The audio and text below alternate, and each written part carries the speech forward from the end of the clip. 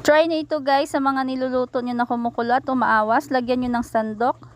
Hindi na yan naawas at hindi pa magkakalat yan sa gas stove nyo.